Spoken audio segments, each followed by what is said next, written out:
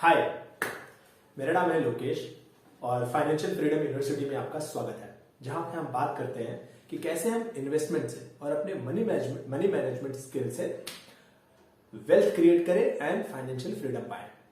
So guys, मैंने एक series चालू की हुई है। इस सीरीज में हम बात करते हैं कि कोई भी स्कीम क्यों एग्जिस्ट करती, उसका पर्पस क्या है और किसको उस स्कीम में हिस्सा लेना चाहिए। सो आज का वीडियो हमारा पीपीएफ पे होने वाला है, पब्लिक प्रोविडेंट फंड। ये कब शुरू हुआ, क्यों शुरू हुआ, किसके लिए ये सबसे परफेक्ट है। सो वीडियो को स्टार्ट करते हैं। सबसे पहले ये शुरू कब हुआ। सो ये शुरू हुआ है 1968 में बाय द गवर्नमेंट, ठीक है, मिनिस्ट्री ऑफ फाइनेंस इन 1968 में। तो अगर आपको पूरा डिटेल चाहिए तो national saving institute of the ministry of finance in 1968 में। और आप 1968 मतलब आप समझ रहे हो कि काफी साल पहले की बात है, लगभग 50 साल से ऊपर हो गए। उस टाइम पे जब ये शुरू हुआ था, ऑब्जेक्टिव दो चीजें थी। एक, फाइनेंस के बारे में और मनी मैनेजमेंट के बारे में उस समय इतना लोगों को पता नहीं था, तो गवर्नमेंट ने एक स्कीम चालू की विच इज दिस पीपीएफ, की लोगों को एक लॉन्ग टर्म के लिए वेल्थ क्रिएट हो और गवर्नमेंट को भी पैसा मिलेगा जो कि वो इन्वेस्ट कर सकते हैं बिजनेसेस में। तो उन्होंने पीपीएफ का स्कीम शुरू किया। अब नेक्स्ट क्वेश्चन है कि पीपीएफ का स्कीम की और क्या क्या खास बातें हैं। तो पहली चीज, इसमें 15 साल का लॉक इन है। यस, आपने सही सुना, 15 साल का लॉक इन है। तो ऑब्जेक्टिव समझिए कि क्यों शुरू हुआ है। पैसे आप बैंक में भी रख सकते हो या घर पे भी रख सकते हो, लेकिन हमारी साइकोलॉजी कैसे काम करती है कि जब भी हम घर पे रखेंगे या बैंक में रखेंगे, इजी एक्सेसिबल जगह पे रखेंगे, तो हम क्या करते हैं, पैसे को विड्रॉ कर लेते हैं या किसी चीज में इस्तेमाल कर लेते हैं या कुछ खरीद लेते हैं जो हमको उस वक्त इंपॉर्टेंट लगता है, बट शायद वो इंपॉर्टेंट है नहीं। तो पीपीएफ का जो पूरा फंडा था वो ऐसा था कि लंबे समय तक होल्ड किया जाए। तो आप थोड़ा थोड़ा उसमें पैसा डालते रहे। पर मंथ आपको आई थिंक पर ईयर आपको 500 रुपया डालना पड़ता है उसमें, सिर्फ इतना ही है, 500 रुपया। अगर वो कोई ऐसी बहुत अमीरों की स्कीम होती या पैसा एक्सट्रैक्ट करने की गवर्नमेंट को बहुत ज्यादा पैसा चाहिए, तो शायद वो बड़े इन्वेस्टमेंट से शुरू करते हैं। लेकिन नॉर्मल अमाउंट है, 500 रुपीज आप उसमें ईयरली डाल सकते हो। तो आपका थोड़ा थोड़ा करके 15 साल में एक अच्छा खासा एक्यूमुलेशन हो जाएगा। और सबसे मजेदार बात यह है कि इसमें काफी अच्छा खासा इंटरेस्ट मिलता है। फिलहाल आई थिंक 7.9% मिल रहा है। सो क्या इसमें फिक्स्ड रिटर्न मिलता है? नो, इसमें फिक्स्ड रिटर्न नहीं मिलता। इसमें जो है गारंटीड रिटर्न मिलता है। तो अभी दोनों में क्या फर्क है? फिक्स्ड रिटर्न का मतलब ये हुआ कि जैसे आज मैंने अपना पीपीएफ अकाउंट चालू किया, तो 31 मार्च 2021 से जब ये काउंटिंग चालू होगी, तो हर क्वार्टर में जो मिनिस्ट्री ऑफ फाइनेंस है वो आती है और अनाउंस करती है कि इस क्वार्टर का इंटरेस्ट रेट क्या होगा। तो वो जितना अनाउंस करते हैं उस इंटरेस्ट रेट के हिसाब से आपको पैसा मिलता है। तो गारंटीड मिलेगा, पक्का है ये बात। लेकिन क्या आपने जब शुरू किया था तब मान लो 8% था, इस वक्त 7.9 में भी मिल रहा है, तो आपको 7.9 मिलेगा, 8 नहीं मिलेगा।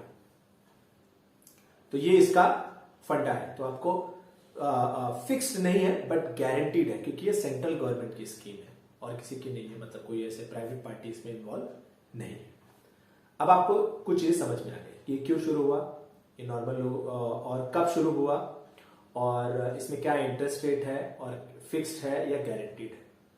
अब किसको ये लेना चाहिए, ये बहुत मेन क्वेश्चन है कि मुझे लेना चाहिए, आपको लेना चाहिए। बहुत सारे लोग आप देख रहे होंगे, आपको क्वेश्चन होगा कि क्या मुझे पीपीएफ का अकाउंट चालू करना चाहिए। देखो, मेरा आंसर है कि पीपीएफ का अकाउंट तो सबको चालू करना चाहिए। उसके पीछे मेरा एक थियरी भी है, मैं आपको बताता हूं क्यों। अब कितना पैसा रखना है वो आपके ऊपर निर्भर करता है, बट अकाउंट तो पक्का चालू कर दो। देखो, आप जब भी अकाउंट चालू करोगे, नंबर 1 आपको इसमें गारंटीड रिटर्न है। नंबर 2, आपके पास पैसा एक्यूमुलेट हो रहा है, ठीक है। और नंबर 3, ये फुल्ली रिस्क फ्री है, कोई भी रिस्क नहीं है। एंड नंबर 4, आपके टैक्सेस से बचते हैं। इसमें एक पॉइंट हम लोग बहुत मिस कर देते हैं। इसमें ये जो है ट्रिपल ई कैटेगरी में आता है, एग्जेप्ट एग्जेप्ट एग्जेप्ट। अब ये क्या होता है, ये थोड़ा सा कॉम्प्लिकेटेड हो रहा होगा। तो इसमें जब आप जितना पैसा इन्वेस्ट करते हो, जैसे आपकी जो भी सैलरी है, जितना भी आप कमा रहे हो, उसमें से इसमें आप अगर 1.5 लाख रुपए की लिमिट है, उतना पैसा आपने इन्वेस्ट किया, तो उस पैसे पे आपका टैक्स नहीं लगेगा।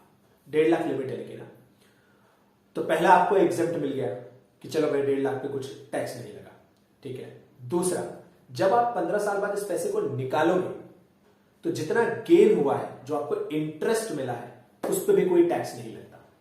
तो ये दूसरा एग्जेप्ट हो गया। तीसरा, एक और टैक्स होता है जो लॉन्ग टर्म गेन पे भी लगता है, कि आपने लॉन्ग टर्म जो वेल्थ क्रिएट की है उस पर भी टैक्स लगता है, तो वो भी इस पर कोई टैक्स नहीं लगता। तो ये एकदम फुल्ली टैक्स फ्री अमाउंट होता है। तो अगर आपको यहाँ पे 7% मिल रहा है और कहीं में भी 8 या 9% मिल रहा है, तो ये उसके बराबर आ जाता है। क्योंकि यहाँ पे जो आपको मिल रहा है, आप जो पैसा डाल रहे हो दूसरी जगह पे, मे बी आपको कोई नॉर्मल म्यूचुअल फंड लिया होगा अगर, तो पहले तो इस पैसे पे जो आपने पैसा यहाँ पे डाला, इस पैसे पे ही टैक्स आपको लग जाएगा, क्योंकि टैक्स में कोई बेनिफिट नहीं मिलेगा। दूसरा, जब ये पैसा आप निकालोगे, जितना हुआ रहेगा गेन, उस पे भी आपका टैक्स रहता है। तो वो म्यूचुअल, अलग अलग म्यूचुअल फंड अलग अलग के हिसाब से है, उसमें देखना पड़ेगा। बट पीपीएफ एक ऐसी स्कीम है जिसमें आपको कोई टैक्स नहीं, zero tax. Next question, 1.5 lakh से ज्यादा डाल दो तो क्या होगा? 1.5 लाख से ज्यादा आप डाल दोगे तो उसके ऊपर इंटरेस्ट नहीं मिलेगा। तो 1.5 लाख के अमाउंट का ही इंटरेस्ट मिलता है, उसके ऊपर नहीं मिलता। तो आप इसका ऑब्जेक्टिव समझ रहे हो ना, कि इसका है कि जो मिडिल क्लास है, जो नॉर्मल पब्लिक है, एटलीस्ट वो थोड़ा थोड़ा कहीं तो सेफली लॉन्ग टर्म के लिए इन्वेस्ट करे। आप समझ रहे हो? एफडी, आरडी, ये सब शॉर्ट टर्म में कभी भी ब्रेक कर देते हैं लोग इमोशनली, कि चलो मुझे जरूरत है, मुझे जरूरत है। बट पीपीएफ का ऑब्जेक्टिव अलग है, कि आपको अच्छा खासा एक इंटरेस्ट भी मिले और आपके पास लॉन्ग टर्म में एक वेल्थ भी क्रिएट हो। फिर back to the normal question, कि क्या सबको क्यों ओपन करना चाहिए? सबको इसलिए ओपन करना चाहिए कि आप मान लो आपने आज ओपन किया, एक तो आपको 15 साल में आप जो भी वेल्थ क्रिएट कर रहे हो वो तो ठीक है, आप कुछ मत डालिए ना, 500 रुपए डाल दीजिए, साल में 500 रुपए तो डाल ही सकते हैं, उसमें क्या नुकसान है। उसके बाद क्या होगा? 15 साल के बाद, एक आपने उसमें ज्यादा पैसा नहीं डाला है, या फिर थोड़ा बहुत जो भी एक्यूमुलेट हुआ है, लेकिन 15 साल के बाद सोचिए क्या होगा। 15 साल के बाद आपके पास एक ऐसा अकाउंट है अब जो बैंक एफडी से ज्यादा रिटर्न दे रहा है, एंड उसका 15 साल का लॉक इन भी खत्म हो गया है। समझा आपको मैं क्या बताने का ट्राई कर रहा हूं? तो सपोज करो आपके दो दोस्त हैं, दोनों को एक घर में एक बच्चा हुआ। एक ने क्या किया कि अपने बेटे के नाम पे पीपीएफ अकाउंट खोल दिया, दूसरे ने नहीं खोला।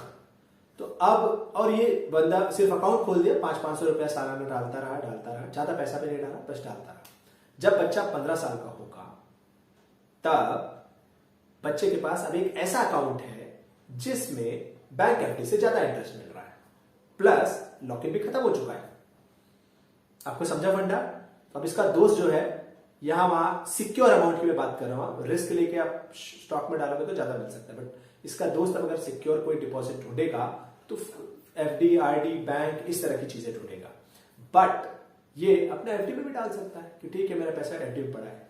तो 15 साल के बाद जो लॉक इन होता है, अगर आप चाहे तो पूरा पैसा निकाल सकते हो, या फिर दूसरा ऑप्शन ले सकते हो कि मुझे और टाइम इसको रखना है लेकिन अब मैं पैसे नहीं डालूंगा, तो वो भी ऑप्शन आप ले सकते हो और कभी भी उसके बाद निकाल सकते हो। तीसरा ऑप्शन कि मैं इसमें और भी पैसे डालता रहूंगा एंड मैं और 5-5 साल रखूंगा, तो उसके बाद जो 15 साल के बाद है ना, 5-5 साल का गैप होता है, 5-5 साल का लॉक इन होता है, तो वो आपके लिए एक बेनिफिट हो जाएगा। इसलिए मेरा रिक्वेस्ट यही सबसे रहता है कि पीपीएफ अकाउंट तो खोल लो। क्या जा रहा है तुम्हारा? कुछ नहीं जा रहा है, उल्टा तुम्हारे पास एक ऐसा अकाउंट बन के रेडी हो रहा है लॉन्ग टर्म में कि कल को तुमको ज्यादा इंटरेस्ट भी लेना है, सेफ एंड सिक्योर वाला, तो आपके पास वो पीपीएफ अकाउंट भी है। सो ये मेरा व्यू है। तो अगर आप स्टार्ट करना चाहते हो, मे बी आपके घर में कोई बच्चा है कोई, तो आप उसके नाम पे पीपीएफ खोल दो। 15 साल के बाद उसके पास एक अकाउंट होगा जिसमें ज्यादा इंटरेस्ट मिल रहा होगा। सो गाइस, ये पूरा मैंने अलग अलग जगह से रिसर्च किया था, पढ़ा था। आप डिस्क्रिप्शन में भी आर्टिकल का लिंक देख सकते हो और जाके आर्टिकल को भी पढ़ सकते हो डिटेल में, और भी कोई क्वेश्चन हो तो। प्लस आप कमेंट में भी क्वेश्चंस पूछ सकते हो, डेफिनेटली आई विल रिप्लाई। अगर आपको ये इन्फॉर्मेशन अच्छी लगी, काम की लगी, अब आपको समझ में आया कि पीपीएफ क्या है, क्यों है और किसको इन्वेस्ट करना चाहिए, कब इन्वेस्ट करना चाहिए, कितना आपका पैसा लगेगा, तो जरूर इस चैनल को सब्सक्राइब कीजिए एंड लाइक कीजिए। Thank you so much.